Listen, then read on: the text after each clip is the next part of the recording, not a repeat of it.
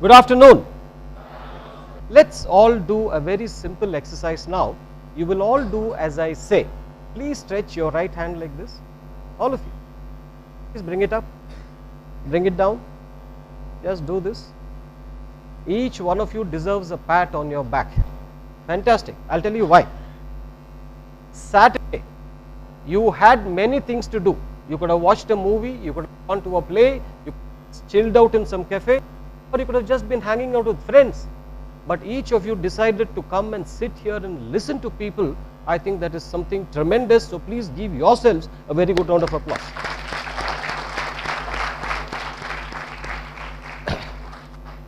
And I mean this from the bottom of my heart. Suganti was telling me if we had advertised for a rock concert or a musical performance, this hall would have been filled thrice or even 4 times. But then I appreciate you, and all I request you is, please sit here with an open mind. Don't judge me even before I've started speaking. I may be the world's worst speaker, but you can learn something from me also, how not to speak at least, right? So keep your mind open. Now especially the students, I have a question for you. What do you think are the 3 most important factors or parameters for you to be successful in life, according to you? First thing is knowledge, isn't it? Without knowledge, I don't think you can achieve anything in this world. A millionaire was driving a car because his driver did not turn up. In a remote location, the car breaks down, and he brings a mechanic from a village, and he picks up, gives it a tap, and the car is up and running. He says, what are your charges? The mechanic says 1,000 rupees. The millionaire says 1,000 rupees for just a tap, and then the mechanic says, no sir, 1 rupee for the tap and 999 rupees for knowing where to tap. The power of knowledge, right? So world is woefully inadequate when you come to people who have to have that knowledge. And a very interesting experiment took place in Singapore. Have you heard of Chubb Steel Safe? Doesn't matter if you've not heard. It's a very famous company like Godrej in India, where they manufacture these bank lockers and safety lockers. Chubb Steel Safe is eminently popular in the US. They wanted to promote the product in Singapore. So like any self-respecting ad agency, they said, let's have a fancy actress come and peddle this locker. That's what happens here also, isn't it? But then there was one guy from the ad agency who said no. And then they went and got a thief, a burglar, who's got 15 years of experience just breaking safes. And he was asked to say, in my 15 years of breaking bank lockers, I've tried my best to break a Chubb Steel Safe, but I was never successful. Whom will you believe, the actress or the thief? Obviously, because he's an expert. So what I'm trying to tell you is, expertise is welcome everywhere and every continent. Swagruhe pujyate jyeshta. The eldest is respected in his own house. Swagrame pujyate prabhu. The village chieftain is respected in his own village. Swadeshe pujyate raja. King is respected in his own kingdom. Vidwan vatra pujyate.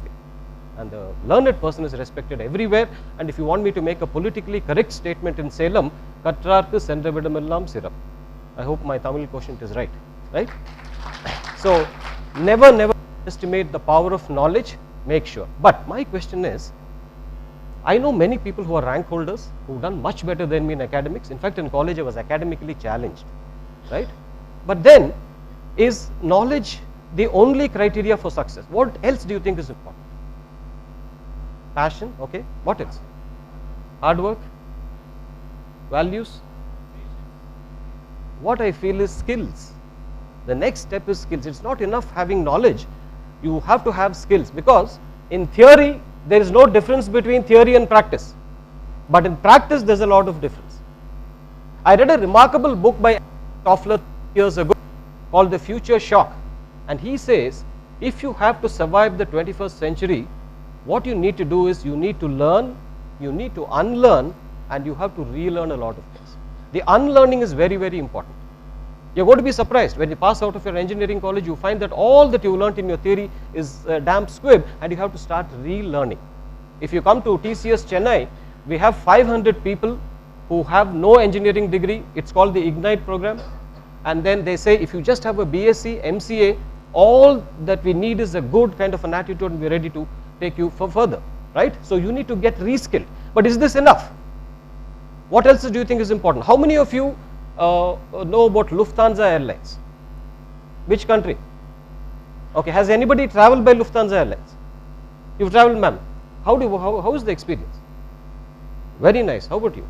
Great. I am happy for this because 10 years ago the feedback that Lufthansa got was abysmal, because they had fantastic fleet strength and the German punctuality was awesome. You know, Germans are punctual, but their customer service was hopeless. People did not know how to smile, people did not know please, thank you, everything was in a mess and people were somewhat rigid. Imagine aerosters being hostile to you when you go into a plane.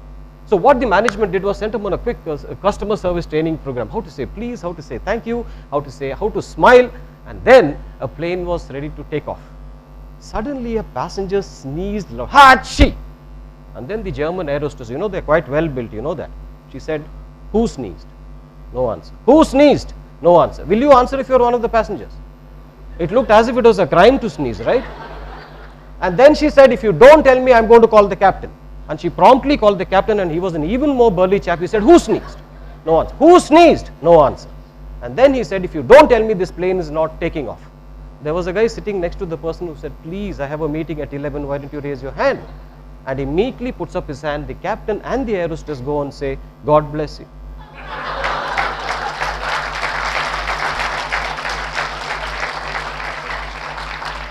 You got the point, right? All that they were told in the training was say God bless you, and they said God bless you.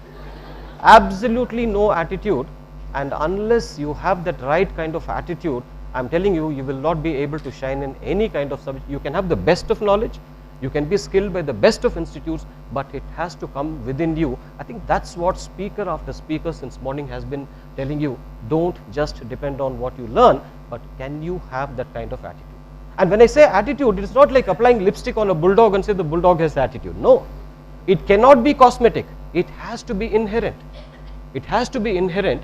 And rather than leaving you with just have attitude, I thought I'll give you 3 tips which I learned from Guy Kawasaki, a very famous entrepreneur who started the Apple computers with Steve Jobs. And he says there were 3. I'm just modifying a bit so that you will understand. The first and the foremost thing is communicate with confidence. And this is especially directed to the students here. And I was shocked to learn from a NASSCOM survey that 75% of the engineering graduates who come out of Indian colleges are unemployable. Shocking. You have the best of institutes, you have the best of infrastructure, but leading companies have found that, I'm sorry, it may not be 70, but 85% are unemployable. Isn't it shocking? So the first thing is, many times I talk to a lot of clients. McKinsey Consultants was making a presentation and they said, the Indian professional will never say no. He will say yes, but. And they said, if you don't take care of the buts, you will get kicked in your butts. Very strong language. I'm sorry for the language, but this is exactly what is happening. Most of it, and I tell many clients, these guys are brilliant, technically superb, but some white skin calls from somewhere else and immediately you start floundering as if that guy is some God-given gift to mankind. So what I'm saying is, do you have enough of self-esteem to speak with confidence? In fact, when you say namaste, do you know the meaning of namaste? Namaha te, the divine in me worships the divine in you. What a wonderful way to greet each other. First of all, you recognize that your worth, at the same time, you also recognize the other person's worth. So communicate with confidence, and I think we all can get this brilliant example from a schoolboy in London, UK. This happened many years ago. The King of England was going hunting with his entire troop, and he wanted to enter a private ranch.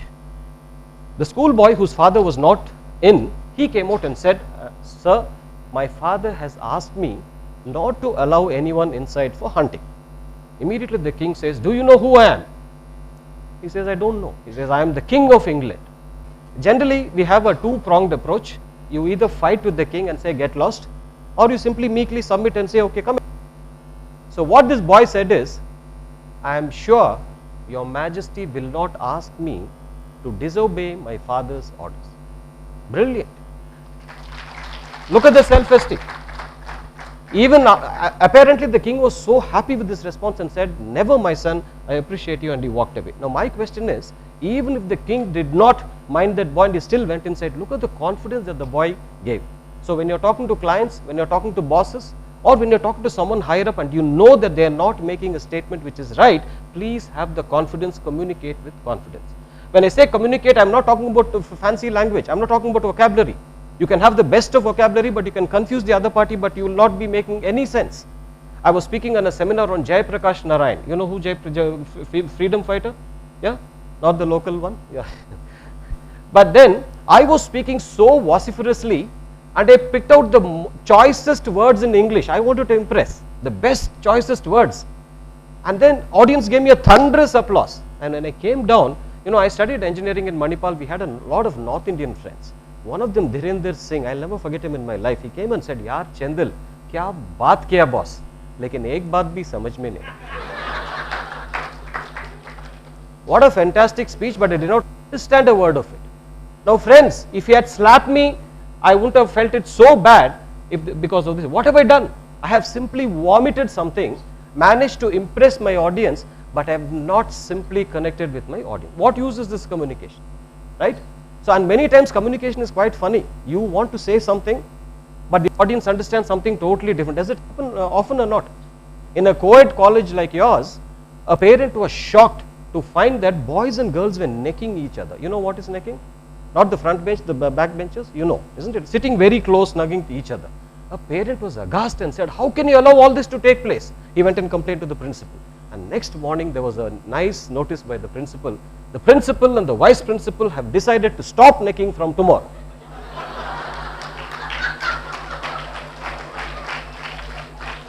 You see how I still wonder what would have been the case if both of them were men, Principal and the vice principal. Now you understand, the intention was good. The intention was good, but when the communication is done, it becomes completely. That's why I say, I take the words of an Italian poet who says, "I know what I have given you, I do not know what you have received." And what you have received is fundamental in communication. The second tip that Guy Kawasaki says in his book called The Rules for Revolutionaries is create like a god. Already so much has been talked about innovation and creativity. I'll just give you a couple of examples. You've all heard of the bullet train, right? Bullet train runs between, the first bullet train ran between Osaka and Tokyo. Now what happened when people wanted to decide on the bullet train, they broke many conventional theories about railway track. Normally what do you see in the railways? You have a one huge engine pulling some 15 coaches. They changed the theory and said, in front of each coach put up a engine. Every small car had an engine.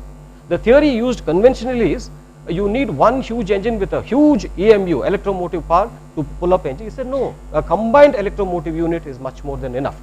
And the third and the most important thing is, if you see our tracks, the track will follow the terrain, the undulations, the tunnels. But what these people said is, from Osaka to Tokyo, I want one single straight line, demolish anything that comes in the way. And as a result of this path breaking exercise, what used to take 62 hours, please mark my words, 62 hours, the bullet train covers in 3 hours and 10 minutes. That is the result of innovation. More recently in India, in Mumbai, have you heard of this Gujarati, this Navratri Garba dance, where you have this celebrations? In Mumbai, some of the residents got upset and said, these guys are making too much of noise, they got a stay order. So the court said, no noise. Yeah, Garba dance, Navratri. Yeah. But the residents were quite surprised to come in the evening and find 150 people still dancing but no music. What the organizers did was, gave headsets to each one of the participants and distributed music through Bluetooth. Simple innovation, right? Back home, right here in India, this happened. So what I'm saying is, these are the people who convert problems into opportunities. We should all become like the receptionist of a hotel. A young girl, a sales executive comes rushing in, checks into the hotel. Within 3 minutes, he comes to her and says, "Hey, I have a problem in my room." She says, "What is it, sir?" He says, "There's a sweet young girl sleeping on my bed and I don't even know who she is." And then the receptionist says, "You don't have a problem there, sir. You have an opportunity." So, please don't take my words literally. Point is, please don't miss out on this crucial lesson. Convert problems into opportunities. when the WTO was introduced in India, everybody said World Trade Order, we are going to be suffering and all that. One of my friends who runs a small scale industry in Bangalore said, I will treat WTO as what a tremendous opportunity. Fantastic. He said, I'll improve my quality, I'll improve everything, my process, because of the WTO. So can you learn to look at problem as opportunities? And finally he says, work like a slave. Most of the youngsters like you don't have any patience. You just want to become the top bracket within 2 to 3 years. Please remember, it takes 20 years to make an overnight success. Never forget. You have to apply, you have to slog, you have to learn a lot, assimilate knowledge, and also spread the knowledge. The Egyptians were fantastic engineers and geometricians and mathematicians, but very poor managers because they did not spell out the secrets of how they managed to get this body embalmed. So spread the knowledge today, and that's the only way to work. So please remember, communicate with confidence, make sure you create like a god, and also work like a slave, because that's what is going to take you far. And finally, judging from my own experience, please find your strengths and work on that.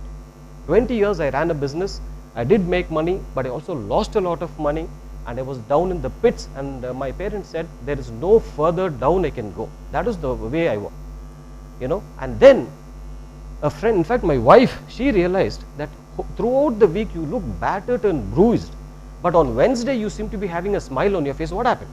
I said, on Wednesdays I go to a club called the Toastmasters, where I win prizes for being the best speaker.